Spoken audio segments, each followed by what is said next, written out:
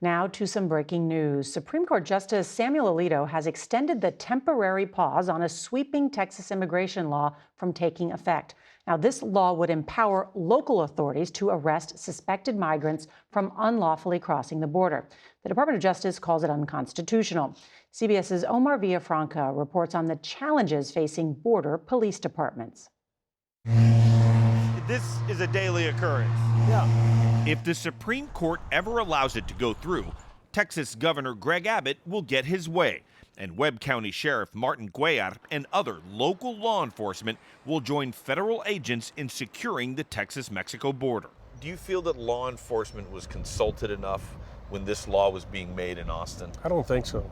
The law, known as SB 4, would allow Texas sheriff and police departments to arrest, jail, and prosecute migrants accused of illegally entering the U.S., meaning they didn't come in through an official port of entry. State judges could also order migrants back to Mexico to avoid prosecution. Abbott signed SB 4 into law last year in response to the record increase in migrant crossings on the Texas-Mexico border.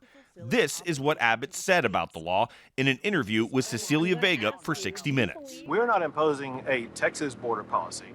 Texas very simply is enforcing the laws that are the policy of the United States Congress. If it does go into effect, critics like Laredo Mayor Dr. Victor Trevino worry it could lead to racial profiling and will not be effective. Do you think SB 4 makes Laredo and Texas safer? I do not think so. It's going to cause situations that are unfair and unjust. Do you think this law is a burden for your deputies? Well, it's a burden to everybody.